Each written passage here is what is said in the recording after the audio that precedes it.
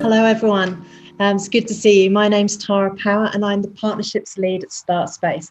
It's super exciting to be here today, particularly as I have the privilege of introducing such an amazing panel. Welcome to the Female Leaders Panel with Eliza Lee, co-founder and managing director of Halata Health, Betty Othell, co-founder of DivTel, Jeanette Chia, co-founder and CEO of Hacker Exchange, and a wonderful discussion moderator, Belle Lim, National President of the Council of International Students Australia and convener of the Future Female Conference. Presenting today as part of the Future Founders Festival 2021 in partnership with Study Melbourne and StartSpace powered by State Library Victoria. Before we start, on behalf of all the panel, I would like to acknowledge all Aboriginal clans of Victoria and pay respect to their elders past and present. We also acknowledge and pay respects to Indigenous peoples around the world. So before we begin, I'm going to run through a bit of housekeeping information for you. To participate in the audience Q&A for this session, use the Slido Ask a Question box. The code is easy, it's hashtag FFP21. This is where you can ask questions to our festival presenters. We'll get to as many as we can at the end of the session. To interact with each other and make comments, please use Join the Conversation chat box. It's been really popular this morning, so get stuck in there. You can also react to the event using the emoji bar along the bottom of the live stream panel. I love this, and we really want to know what you think and feel on the spot. If you want to share and tell us what you're watching and enjoying during the festival, use our festival hashtag FFP21.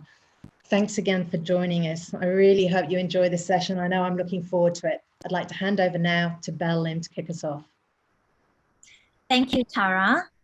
My name is Belle Lim. I am the National President of the Council of International Students Australia, and I am the founder of Future Female, a space for international women to come together to share our ideas.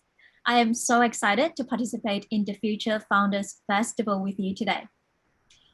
In Australia, only 1 in 5 founders are women, and only 4% of venture funding go to women founders. In this session, I am thrilled to introduce you to 3 female founders that have beat the odds through their passion of helping the community. They brought their ideas to life and are building their very own startups. I would like to introduce you first to Eliza. Beautiful. Thank you so much, Belle. So my name is Eliza, and as Tara and Belle have both introduced, I'm the managing director. I'm one of the co-founders at Halata Health. But you know, it was only 2.5 years ago when I was actually still a student at Monash, so not that far out. And what we do today as a charity is we provide free health education and health services to some of the most disadvantaged communities in rural Philippines. And I'm happy to tell you all about the background of the story later on.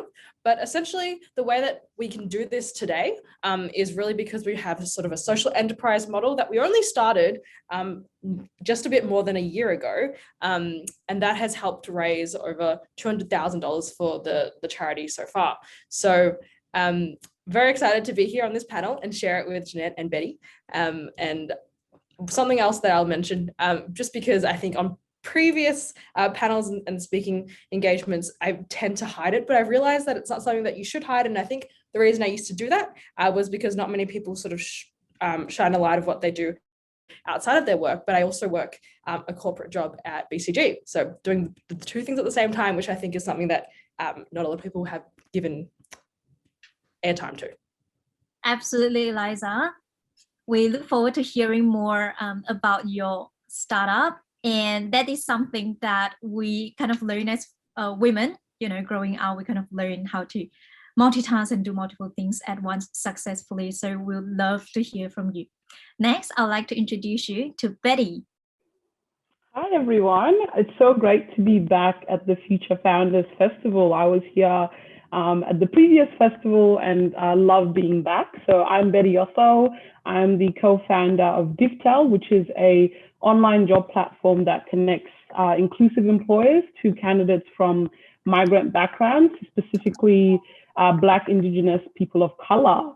I also wear different hats, so I love the kickoff, Eliza. I have a few different hats that I wear that I'm very proud of, and I'm little bit different to you, Eliza. I'm always shamelessly plugging all my hats. So besides being the co-founder of DIFTEL, I am also a HR professional and work as Employment Programs Manager for the Department of Justice Government. I am also a board member, VP for a foundation called Incubate Foundation.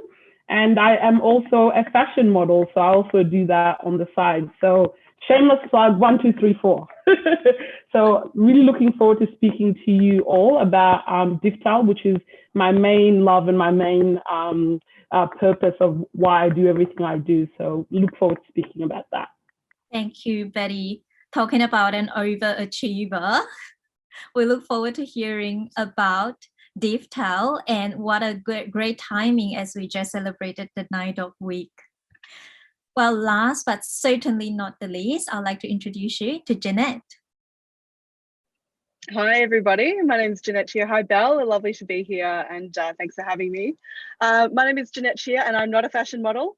What I am is the CEO and founder of Hacker Exchange, or HEX. If you are a student at an Australian university or enrolled somewhere around the world, you may have bumped into us.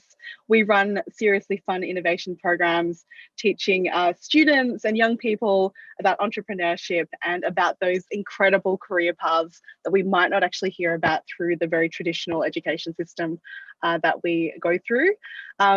Previously to starting HEX and growing this business, I worked 14 years in corporate Australia, so at some of the big banks like ANZ, energy companies like Origin, and like Eliza and Betty, also just love sort of getting involved in the community, working with other accelerators and incubators, and supporting startups along the way. So yeah, we're really just solving that problem of, you know, the fact that there's a very traditional and linear education pathway and career pathway that we get taught. And I truly believe that there's a lot of talent that's just held captive. And my whole get out of bed in the morning is to unlock that and help people just do awesome stuff. So nice to meet you. Look forward to the chat. Fantastic, Jeanette.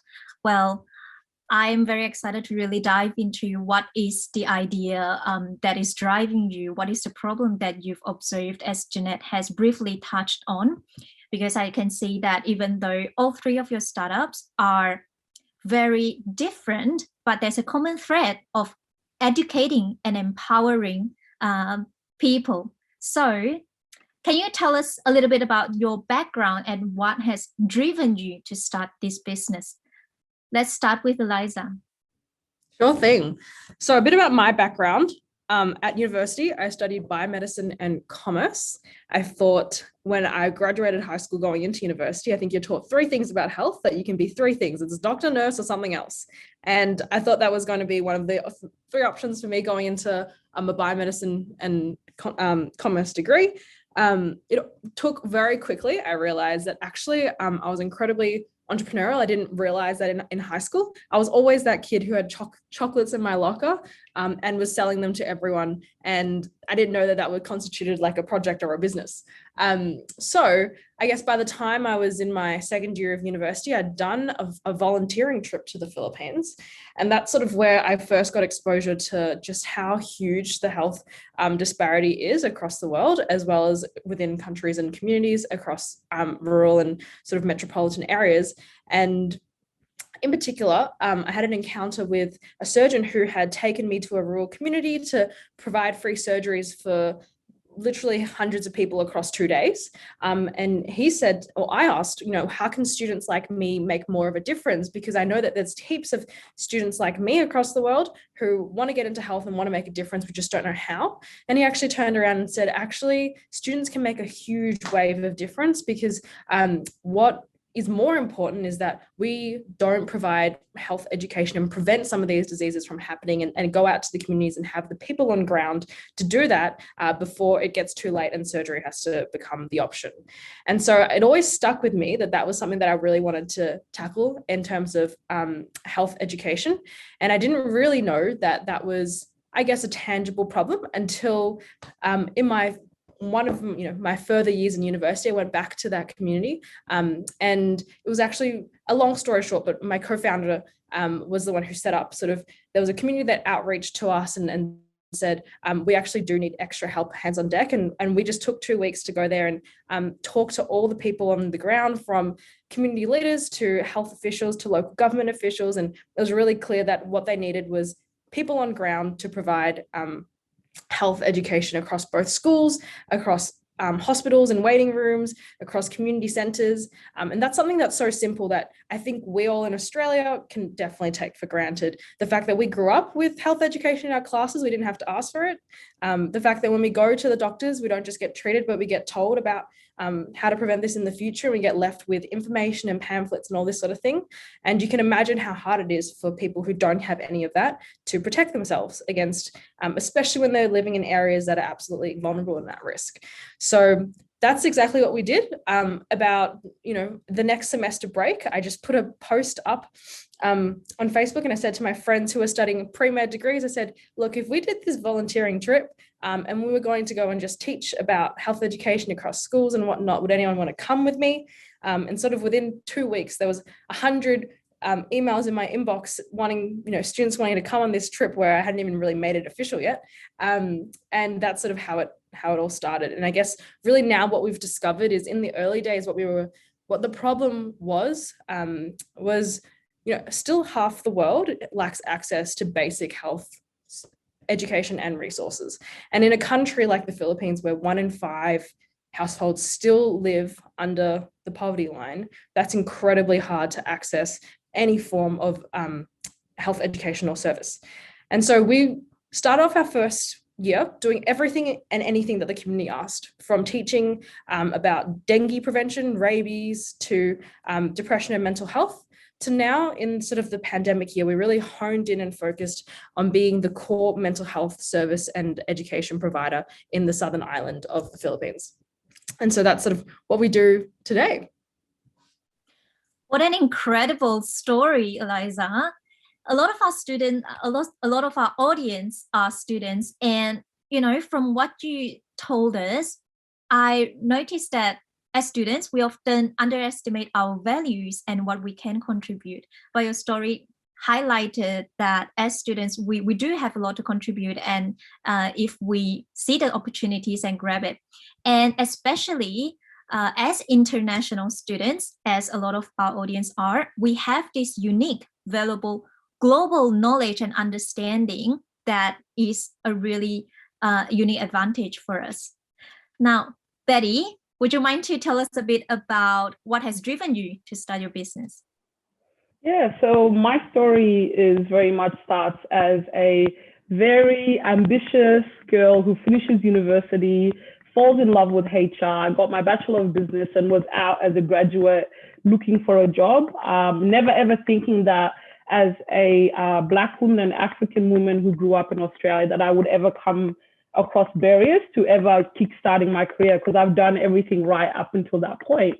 But unfortunately, after a good year of looking for a job within a HR career, essentially, I was pushed back various times with very much getting to interview and not being able to actually get the role, with very little feedback as to why I was never the person who was right for the role. I finally kickstarted my career through a diversity program that was being ran by one of the big banks here in Australia, which was great because that was how I was able to kickstart my career.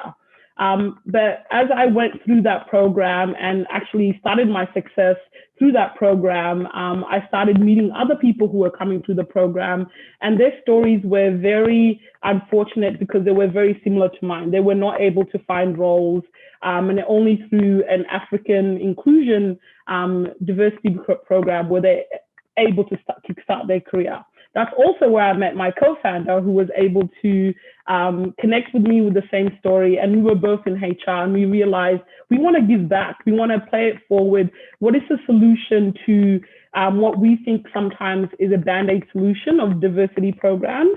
We thought as HR professionals, what could we do to help other people actually can find jobs and kickstart their careers without feeling that they are not able to get into where they need to and need diversity programs to get in there.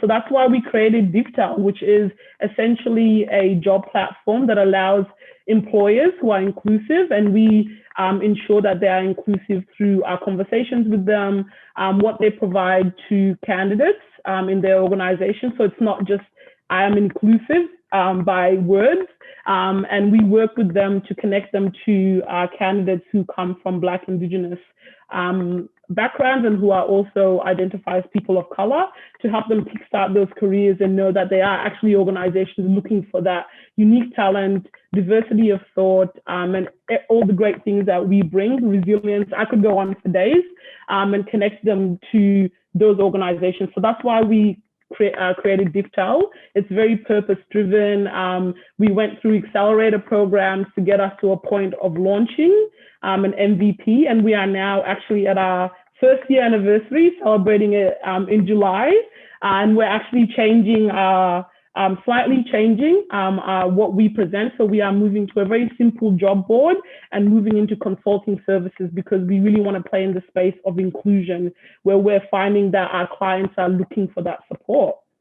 So that's essentially where we're at the moment, celebrating our first year, but not enough time to celebrate, because as you know, startup life, on to the next thing, and trying to serve our clients and serve our candidates better by creating a more inclusive future of work, by working with clients from a consulting services point of view, not just diversity and connecting them with the talent, actually helping them retain and engage the talent. That's where we're at the moment. Long story short. Well, congratulations on the first birthday of DIFTAL, Betty. I love what you said about it being a purpose-driven startup, and how, while the awareness of diversity and inclusion has, increased significantly over the past couple of years or decades, how do we go deeper and actually go beyond the slogan of diversity and inclusion? That is a fascinating story. Thank you for sharing with us. And the University Program and Accelerator is just like this Future Founders Festival, where I know that many of our audience will also learn a lot and have the chance to develop their ideas. So I'm very, very excited. Well, Jeanette, would you like to tell us a little bit about your business? Yeah, absolutely. So there's so many things I want to pick up on in what's been discussed, but I mean, one of the ways that we can ensure that diversity, is more than just a buzzword in business, is for diverse people to start businesses, which is why this is such a great panel to be on. And I guess, we talked about that problem that we're solving and why do we exist. My background is economics and sociology. So I studied that as my undergraduate and then postgraduate marketing. So when I talk about these two things, it's like, what's going to grow the economy and how do we get, the norms and things that we're brought up with to change to help us grow the economy. And when I zoom out, the real problem is tech and the workplace is changing exponentially, and yet the systems that get us there are not changing at all. So that's the bridge that I want to build between what we experience today as students and workers, and to this world of really exciting exponential tech growth. So, I mean, a couple of fun stats for you, right? So if we actually unlocked the amount of underemployed or unemployed talent in Australia, it's a $15.9 billion boost to the GDP of Australia. If we get VC funding to women founders, that's a $5 trillion global GDP increase. There's actual real economic benefit in diverse leadership and founding. So anyway, that's why I'm so passionate about the space that I work in here. And in terms of, I guess, our story from start to finish, I was still working at the bank when I started Hacker Exchange. We had a very small program of 7 students travel to San Francisco to learn innovation, as we discussed. And then from there, we've actually, we expanded to running programs to Singapore, to Tel Aviv, in Melbourne, worked with governments and universities. And probably the coolest thing is that we've now kind of hacked the system so that people can do a 5-day program with HEX and get a full subject academic credit. So this is kind of what we're trying to do, is shortcut the education system. We're now sort of obviously very virtual because we've had to pivot from being a travel-based business to being a business that is operating entirely online. But what that's done is allowed us to really reach a global audience. And I mean, the most recent program I ran had 160 students from 13 different countries, lots and lots of time zones. And so it's been such a wonderful growth opportunity for our team. we are now sort of pivoting our business from being very much a program and services kind of based business to being a product led business, meaning we can go to sleep and continue to make money because people will do things overnight or asynchronously. To do that, I'm Red Capital right now. My team's now grown to 11 people. We've been fully bootstrapped to date, so I haven't taken external money until now. So it's all based on revenue, keeping this payroll going. And it's been a really interesting challenge. Like it's very exciting, it's very scary. But I think, you know, as long as the founder of a business, to keep your eye on that vision and tell everyone we're going this way. That's kind of our job, as I'm sure Eliza and Betty and yourself, Belle, understand. So yeah, I don't know if I answered the question that I was supposed to answer, but that's a little bit about where we are at the moment, and happy to go into any of that more. Very, very exciting time for Hackers Exchange, Jeanette. So this is a perfect timing for us to hear from you about where you see the growth are and how do you identify opportunities. Speaking of opportunities, all of you have identified this real gap and the problem that you want to solve. As ideas people, I'm sure that you have come across many ideas over the years and many problems that us as society face. I'm sure that our audience want to know, how did you know it's the right time to start a business, and how do you know that this is the idea that you are going to take ahead for you, you know, personally? When is the right timing, and for the business landscape as well? Eliza, would you like to kickstart? Sure thing. This is always a great question. I think timing is always key to success. So I think there are two parts to this question, which is sort of like, how did you know, like, about the problem, about professionally that it's the right time? And then there was sort of like personally, how did you know it was the right time? I think on the professional sort of problem side, we obviously knew that the problem existed of just gap in general global health inequality.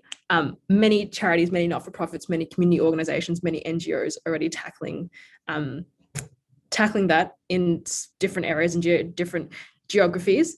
But specifically, I think the reason why we knew was because I think this is also a golden thing that doesn't always happen all the time, but we literally got asked from the community to go in and help.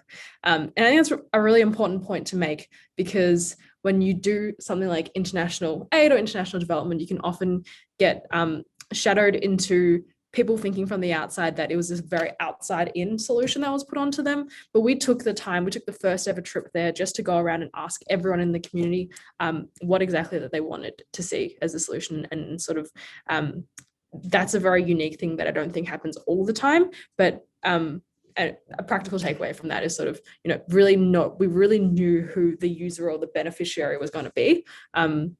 And they were specifically asking us because, you know, they were so under-resourced at the time. They didn't actually know what their real problem was. They had so many things going on, and we just distilled it down to, like, you know, at the end of essentially 2 weeks of going around and doing a lot of interviews with different stakeholders, there are so many different buckets that we could help them on. But what is sort of our advantage in terms of having a ton of students on the ground who would love to come here and help? And so we're just going to pick away at this one specific thing. And I think the fact that, you know, there was so much need on the ground, you know, we knew that there was so much need from the community and so much need from students and who wanted this experience and this volunteering experience to go over and help, that we knew it was the right time problem-wise. In terms of personally, I could tell you that when we started, Hallett to Health started really as a summer project. It was like, I went through an accelerator program, probably a bit different to Betty. It was tied to a university, and I actually went through 2 accelerator programs, both of which at the end of them, the business idea got scrapped. So I was at the lowest of the lows by the time that this summer project had kicked off. I really thought I'd spent a whole year going through 2 different accelerator programs. All the ideas got scrapped. Not right time, you know, not for me, maybe someday down the line. And I think when I reflect on that, my confidence was blown so much that the reason why Hallett to Health worked was because I had thought of the idea of starting a business, starting a startup as this thing that was so unattainable and so you had to be perfect at it and something so up here. But in reality, when you start, it's just a project. You just got to get, you don't have to make the business model work. You just have to prove that a problem exists. You have to prove that your solution works. And that's all. And then the rest, is a future problem to solve. So because I dropped the expectations down to be like, this is just a summer project. We will continue it if it works or not. If not, then sort of that's how, I guess, the whole personal side worked in terms of I just dropped my expectations and didn't think of it like starting a business. There are so many nuggets of wisdom in there. I want to quickly pick out a few that sometimes it is intimidating, just as you say, Eliza, especially in global health, where your space is, to think that there are already big corporates and really, successful multimillionaires, multi-billionaires in this area. And sometimes it is intimidating. So you've identified two things. One is that there is a demand. There is indeed a demand for what you can bring. And secondly, you've identified what your advantage is in this area. And it is also very interesting to hear that for a success story, when we go deeper in that, there are also many efforts that you have put in over the past couple of years that did not come to fruition. Although they are never wasted, you've learned so much along the way. So that is really lovely to hear. Betty, how do you know personally and professionally that it is the right time to start this business? Yeah, so I was just completely reflecting on a year ago. If anyone did the math, we actually launched a year ago around this time. And what happened a year ago around this time? COVID hit. So we had to make a very big decision around whether we want to launch essentially an online job platform that is based on job opportunities at a time where COVID hit and a lot of job opportunities were being lost. But it was also the same time as COVID, there was also the Black Lives movement. So Black Lives Matter movement also happened at the exact same time. It was emotionally draining, and also we have to think of it from, let's say, a professional side. What does this mean? The environment isn't great for launching a business, and our business is very much based on job opportunities, but also everything that's going on with Black Lives Matter. Does that mean that we should still be launching because of this big push and this very, very important movement that we were both very passionate about, that only helped us realize that our candidates, if so now more than ever during COVID, were more disadvantaged than they ever were before in terms of being in the job market and finding a job, and even just being emotionally drained from everything that is going on in the world when it comes to racism. So our professional environment wasn't great, but also there was a movement at the same time. So the thing that led us to actually launching was our personal aspect, which was both of us, me and my co-founder, we sat down and we realized, why did we create Divtal? What was the purpose? We always had to go back to the purpose. And essentially we created it to create opportunities for people who were disadvantaged and needed support to be able to connect them with the right employers to help them thrive and to help them create the careers they want to create. And with COVID, they needed that support more so now than ever. And then we realized our actual clients may not be ready to receive us, but we were getting a lot of candidates coming to us during that time saying, we can't wait till you launch. I need you now. Please continue to launch. So we actually made a decision to launch through COVID. So our personal decision was based on purpose and why we actually created Divtal in the first place. And it did come with a lot of challenges a year on from where we are now.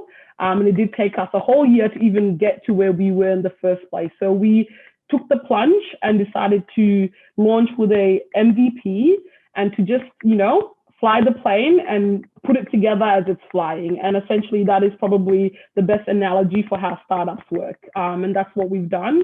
And a year on from now, I would never have changed that decision, but I have learned a lot and there are a lot of challenges and I know that we'll probably go into them, but launching in COVID did present a lot of challenges for us, but we just continued powering through really.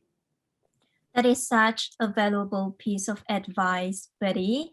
there are so many moving parts with starting a business, and it's something like the environment is out of our control, and there are always challenges, which we'll go into in the next question, but always come back to your purpose. Well, Jeanette, would you like to share with us how do you identify when is the right time? I think identifying this for yourself as an individual, it's going to be different for everybody. It will depend on where you are in your life stage of just generally, where are you in your career? How much money do you have in the bank? Where are you with your confidence levels? Like there's a lot at play. And I really, really liked Eliza's sort of tip about thinking about your business as a project. It's an experiment. And I know a lot of people watching will probably be high achievers and kind of, perfectionist types and really want to put the best of their foot forward every single time, which we all do. But that sort of, I think, can hold a lot of us back in starting something. So for me personally, I was in a pretty good career. I had a mortgage to pay. I was enjoying working in corporate, and it's still, I don't regret my corporate career, but where I kind of got to was this feeling of the game that I was playing a game. So I was playing a game, and I'm a sim piece in the game, and the game's a bit rigged. Like I kind of looked around, I was like, I can play this. I get the rules. I can kind of get to the next levels if I want to. But I would actually rather break the game and start build my own board somewhere else. So I kind of got to this situation where I weighed up the differences between what are the opportunities of staying, what are the opportunities of going outside, what's the smallest possible thing I can do to test whether I'm actually going to be good at this. And for me, it was doing a bunch of little experiments, like organizing small events, getting involved in female entrepreneurship communities. I launched this thing called the Gingerbread Demolition, where we built and smashed giant gingerbread houses for charity. Just little things to test yourself and build up the muscles of organizing groups of people and getting people to back you. And when we started Hacker Exchange, so I had a co-founder, he lives in San Francisco, and we started Hex, and I said to my boss at the bank, I need to take parental leave so I can give birth to a business. And he's just like, what now? And so I said to him, look, can I just please take all of my annual leave, like a few months unpaid leave? I just need some clear headspace to try to launch this thing. And I was super lucky to have somebody who had my back, and he said, okay, that's weird, but sure. So he let me have 3 months unpaid leave. So I went off and did some experiments. We took our first couple of programs overseas. I networked my butt off. And then I came back, and he's like, are you coming back? I was like, can I go part-time? And he's like, a bit weird, but okay. So we actually ended up negotiating a situation where I came back to work, but I worked 2.5 days a week.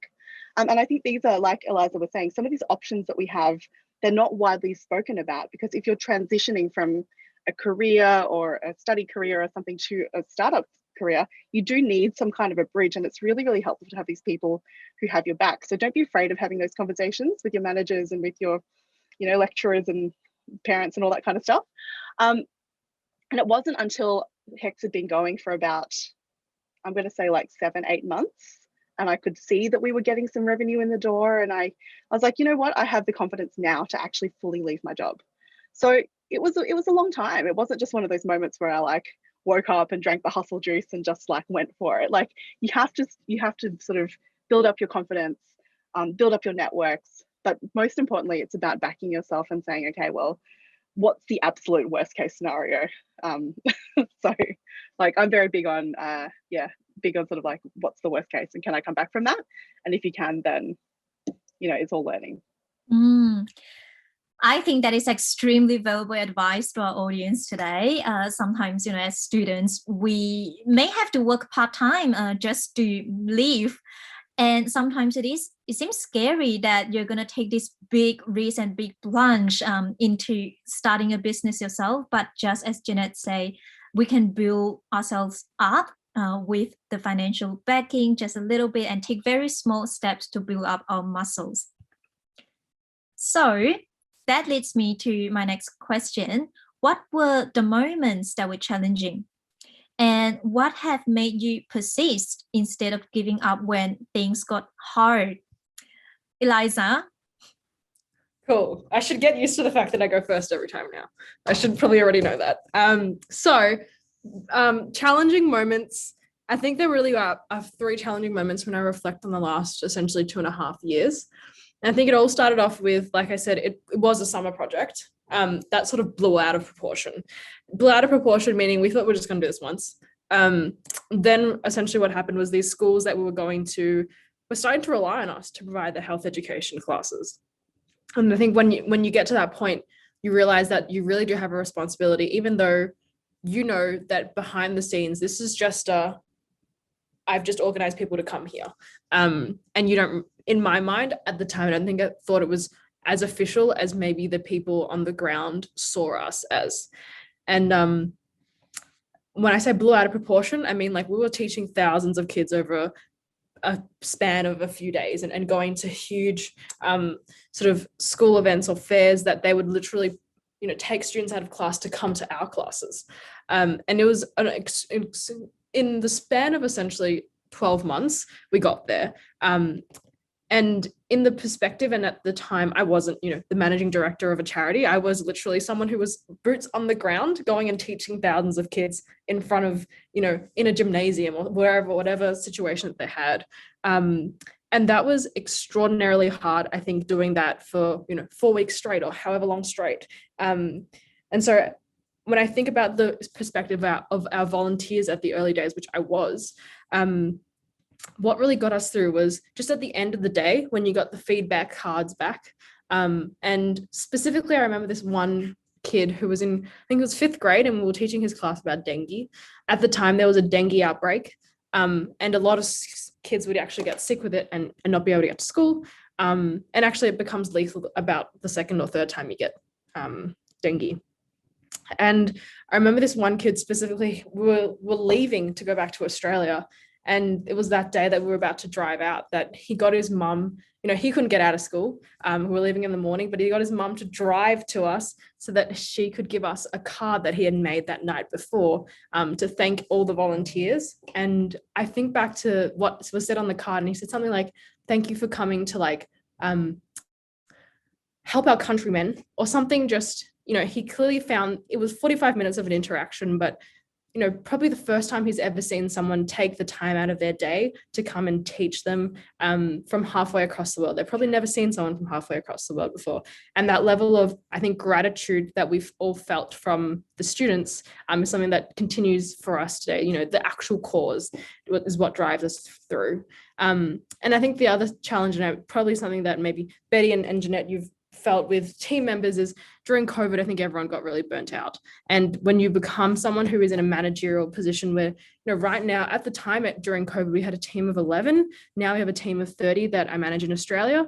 And there was definitely a time when we were on the outside, it looked like such great growth. We were literally on a 10x trajectory in the last 11 months, sort of during the COVID year.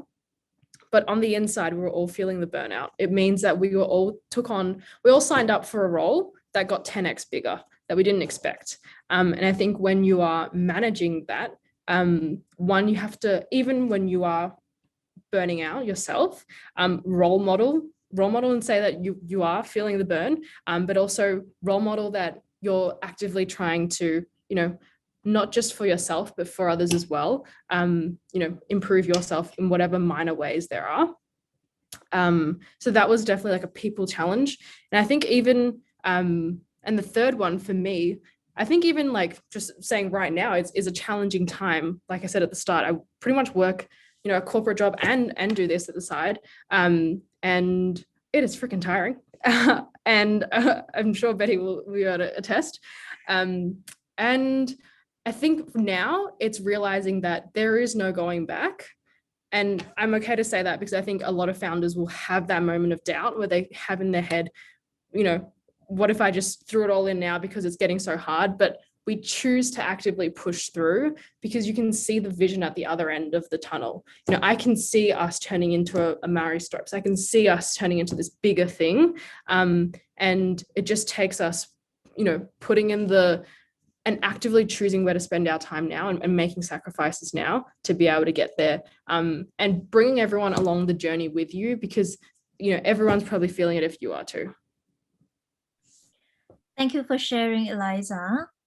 Betty, do you identify with some of the challenges that Eliza has brought up? Yeah, I was nodding a lot, as you probably saw, Eliza. There's a lot of challenges as being a startup founder and also doing it part-time. I'm a co-founder, but I'm also a full-time. I work in my day job, and that's 9 to 5, Monday to Friday, not even part-time. So just persisting through that is definitely a challenge, an everyday challenge. And to even add a bigger caveat, I moved to London around the time that we launched. How crazy is that? Sitting down with my co-founder and telling her, I've always wanted to pursue living in London, and I know we're launching our business in a few months, but I can't stop what I want to do and what I've always been felt like I needed to do. So I actually quit my corporate job, 8 years, decided to move to London, and we persisted and launched while I was in London.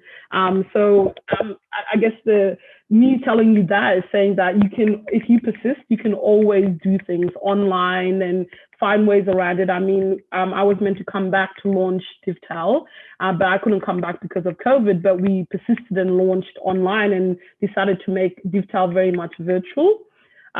So as I mentioned before, the biggest challenge was launching in COVID, and we really felt it as the candidate numbers grew in our platform, which was great because we're a double-sided market. We need both. We need candidates and we need employers. When we launched, candidates went that way, which we thought it would, and then all our employers who showed a lot of interest during our research and validation, and we know there's a need for it, they all started saying, come back to us in the end of the year, and this was in July. So we had to start relooking at our strategy. We decided to give away free packages. So we weren't earning any revenue, and we were paying a lot for the platform that we had created. There's a lot of cost that comes with creating a platform. We also had given equity and had not created our own platform and didn't have our own IP.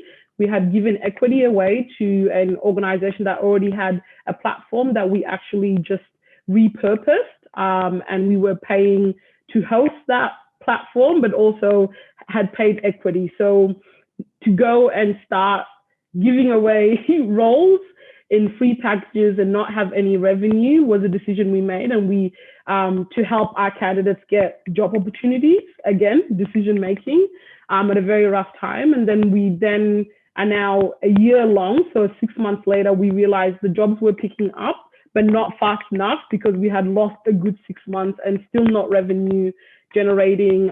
Applied for many grants. I guess the statistics around women not getting a lot of these grants is true because we've been applying for grants up until now, and we've used our own savings and have been hosting this platform, which is why a year now we've decided to descale. We actually are decommissioning our platform that we built that had video resumes, very cool, but again, a learning. Another challenge that we learned was when you start an MVP, started it in the most simplest way and don't use up all your money, because now we're actually descaling.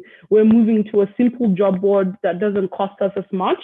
And we've also already given 5% equity, but we've decided to persist because we know, again, like Eliza, our purpose is we want to create a more inclusive future of work.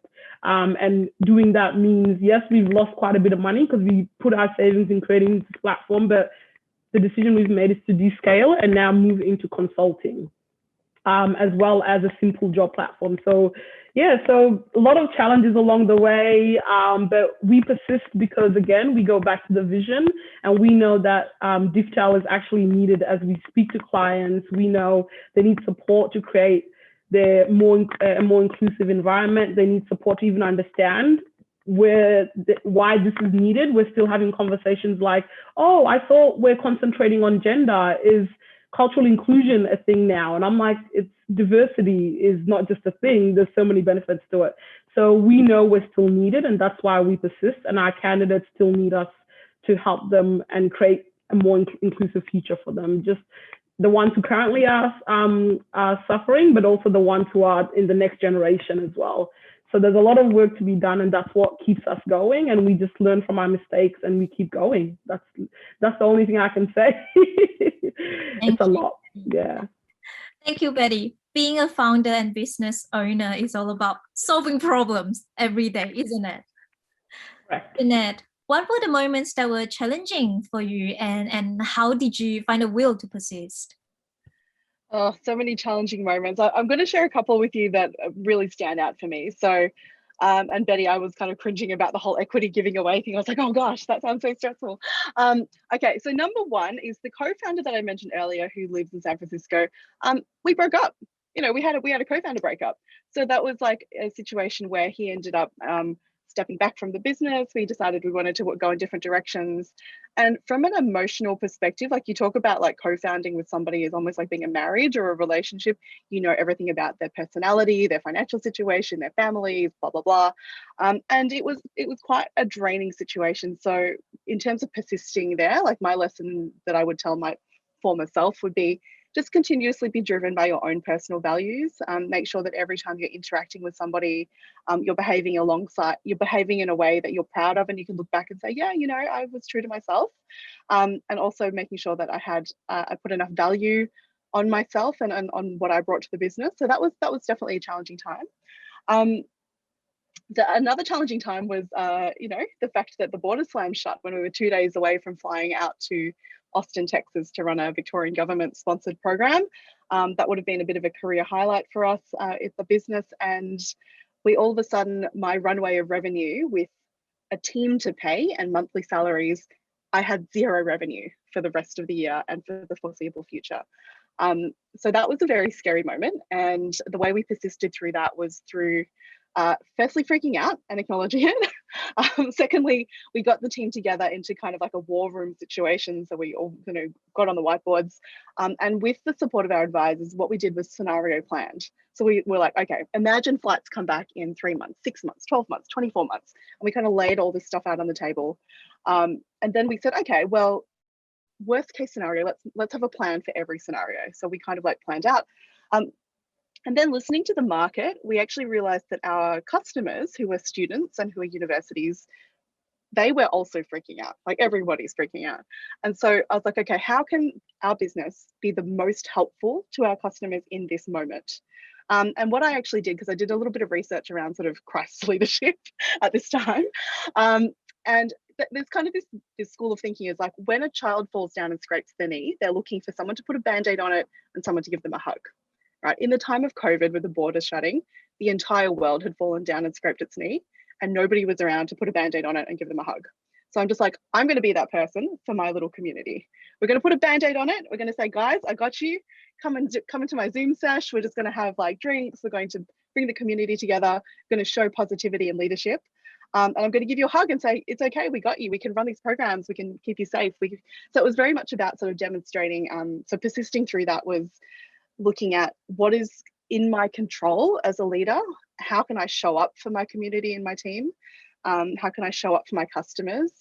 And, you know, and as Eliza said, just being really real and being really open with everybody about, you know, impacts on our mental health, impacts on the team's mental health, creating a psychological safe space where people can talk about what they need. So I think, you know, we talk about like female leadership, there could be something there around, well, for me personally, it's, you know, extending my personal values to my team, to our customers, to our community, and changing the world just a little bit, showing that business can be done in a way that I believe it can be done. So yeah, two sort of key things, Belle, that I thought I'd share there in terms of challenging moments. Lots more that we can talk about over a coffee. Oh, I'm sure but that sounds like a very scary time that many founders and business owners would find themselves in. That is very, very valuable advice there, Jeanette. Before we go into the audience question, can we quickly get each of you to share with us what is the best piece of advice that has been given to you that you would like to pass on to our audience today? For example, what is a critical thing that founders need to do when they start their business? Eliza. Yeah, I think I'm taking the assumption that everyone here is joining because you've got this zest and this inspiration to maybe one day, maybe very soon, start your own thing and become a founder. And so I think the best pieces of advice for that specific stage and when you're in that mindset is especially when you walk away from panels and events like these, where you've heard from people who have been 2 years in, 3 years in, 5 years in, 7 years in. Do not compare yourselves to where we are now. Inherently, as humans, we are all going to compare. Listen to our stories and remember how we told you about when we started. And if you're going to compare yourself now as when you're about to start to when we started, because that's a whole different spectrum. I knew nothing 2.5 years ago. And I can tell you now, just emotionally, you're probably at a better place than I was 2.5 years ago, the fact that you're here. And then the actual practical piece of advice, I guess, is for that mindset that you're about to go forth in, keep the mindset of starting from zero, which is potentially where everyone is at, is already miles ahead of not starting at all. And the fact that you've done any move to get a little bit closer to where you want to be every day and you chip at it, that's already miles ahead. Love that, Eliza. Thank you. Betty. Yeah, as an early stage startup, my advice to you is go slow to go fast. And remember that you can't solve every problem at once. As somebody who works in diversity and inclusion, it's very tempting to want to solve every single problem within diversity and inclusion. But as time has gone past, after a year, I realized that a simple MVP is the best MVP that you could possibly have, and you can always scale later. And my personal advice to you is, when it comes to finding your startup, it can be very much, should I go purpose, should I go passion, where should I go really, or should I go what I'm good at, essentially? My simple advice to you is find yourself first, find what you're good at, your strengths, and then find your passion, what gets you up in the morning, what do you love, and then you'll find yourself in your purpose, and make sure you walk in it, and you'll find the problem you want to solve, and it'll just feel like every day. So that's my advice to you. Oh, that's fantastic. Thank you, Betty. Jeanette? Two very quick pieces of advice. One is invest in your social capital. And what I mean by that is the relationships that you will need if you're going to go through this journey, because it's lonely and it's quite difficult. And it really, really helps if you have relationships with other people who can be your supporters, cheerleaders, connectors, co-founders, all sorts of things. So get out there and meet people, even if it's awkward in a Zoom coffee, just do it. Very rarely will someone say no to a 10-minute coffee or phone call. And my second piece is, if you have an idea that you're really excited about, give it some oxygen, because there's nothing worse than hearing people saying, oh, I've got this idea, but I'm going to keep it secret from you. Have an abundance mindset, which means that you're sharing, and every time you share something, it gets bigger. So if I share an idea with Eliza, she gains a new idea and I gain feedback, but no one lost anything. So, ideas are easy, execution is hard. So they're my little nuggets. Oh, love the practical advice. Thank you, Jeanette. So from the audience, Eliza, how did you find ways to connect with the government and health officials and community leaders, etc.? How did you get started with that? Yeah, cool. I should have known I was going to go first. So I think this is, again, another unique situation, which not everyone will be in, but my co-founder. So my co-founder's story, which I think is so much better than mine, but my co-founder's story is essentially, he was born into one of these households, which were essentially, in poverty, in rural Philippines. His family, thankfully, was able to start a business. They got out of poverty, and now he's at a position in his life where he can give back. But I think what's really unique about rural, remote, regional communities in island nations is everyone is sort of somehow family, or you have the sense of family and community. And even though he lives somewhere completely different now, when this specific community had a resourcing issue, there were hospitals that were understaffed, there were hospitals that didn't have enough consumables, health facilities that needed people to go and teach. The first people that you ask for help are essentially your family. And so he was the one who got asked to say, would you be able to, help lend some time, some resources in to lean in and help us out whichever way you could. And just by way of connection, we had met on a volunteering trip before. And at the time, I think it was, again, a timing thing. At the time, what I was doing as a student was I was bringing in medical supplies from hospitals in Australia who were happy to donate their consumables to places in rural health facilities. And so the first person he thought to tap when he had that ask was myself. And so that's how I ended up getting linked into this specific rural community that we still continue to support. And then the way that we sort of got into all the government offices, all of the health facilities and all of the schools was, again, through my co-founder who, and I think when you think about international aid, it always has to be this partnership model of, it's not like one country has everything that's better and you provide it to another country, but it's really having the people on ground who already know what they want and they're just asking you for, the extra assistance that they know what they want and we're not imposing it on them. Thank you, Eliza. I love that your answer linked to what Jeanette said about social capital, because it is the connection that you made that somehow, these kind of ideas and opportunities come up. So Betty, you spoke about a little bit about this. Our audience is wondering, raising funding for social enterprises and not-for-profit can be hard. Do you have any recommendations on how to get the initial funding? Betty, sorry, you're on mute. Oh, sorry. We're going through that process right now. So it's a very good question around being an early stage founder versus like, do you use your savings? How do you actually gain that capital? Probably Jeanette could answer it a lot better than I can, because I'm currently an early stage founder who's trying to find the best grants and how to raise that capital.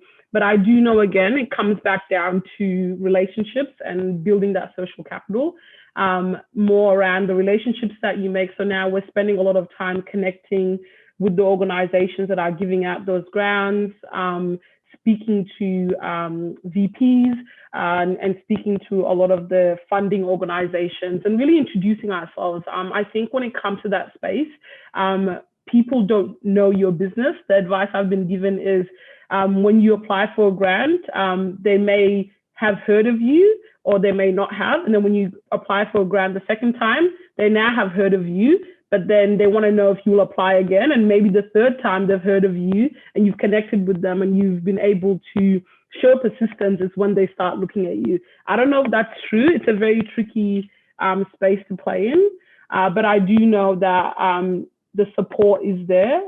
Go into a lot of information sessions, speak to people, and then go out there and pitch, learn how to pitch, understand what you're solving, and get ready for any opportunities that come up. Jeanette, I don't know if you could add to that, because I'm going through it right now. Yeah, I think it's a really great question. And it's, sorry, Belle, was it specifically around social enterprise or was it kind of for all startups? Well, perhaps you can answer for all kinds. For all? Yeah, so as somebody who works specifically with VCs and angels and does a little investing, what I hear over and over again is investors will invest in lines, not dots, which kind of really aligns with what Betty said. So if you can show them a line of your progress rather than just kind of appearing out of the blue, you're much more likely to have sort of a great sort of experience with somebody who's either giving a grant or choosing to invest. This doesn't necessarily mean that we need to buy into the whole like gatekeeper investor type thing. What I've noticed is investors are much more open to meeting people. It's great to build a relationship with them probably 6 months before you even think you're ready to raise money. Hot tip, Twitter is where all the VCs and angels hang out. I know that Twitter is where they're all hanging out. So VC Twitter is really hot. You can actually literally slide into investor DMs and just say hi. If you share stuff on there, that's where they are. Jump on LinkedIn, make sure that they're following your updates. So just kind of build those soft relationships throughout. And as Betty said, early stage, they're usually investing in the team. So you really want to get clear on why you and your team are the right people to solve that particular problem, and why they should back you and not somebody else. That is fantastic, Jeanette. Thank you, all of you. I hope that our audience enjoyed the conversation as much as I did. All of the practical tips, I'll certainly take them away. And what I've learned most importantly is that from all of you, to know yourself, take the time to know yourself, know your value, and where your purpose lies, and build your relationship and be just treat people the way that you want to be treated, and really build organic relationships, and those kind of connection will serve you very well in your startup journey. So thank you all again, Jeanette, Eliza, and Betty. Thank you for your time today. Now I'll hand back to you, Tara.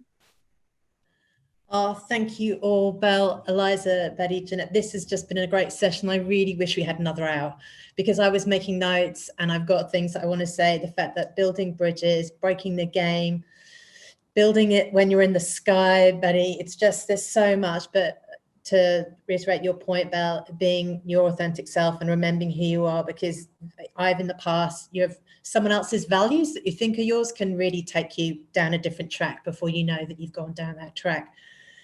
But I'm afraid we've got to end this session. It's been a great one, and thank you to our audience as well. We really appreciate you taking the time to participate. Sorry we can get to more of your questions. As I said, we're going to try and sort something else and start space and bring you all back. Remember that the Future Founders Programme runs throughout 2021. It's designed specifically for international students, the next stage. So take part in the hackathon, try and come to the boot camps, or you may be one of the people that actually be part of the 8 new ventures that win a funded scholarship. See what's on offer, come to startspacehq.com/Future Founders. Thank you again, everyone. It's been an absolute pleasure. Have the rest of a happy festival.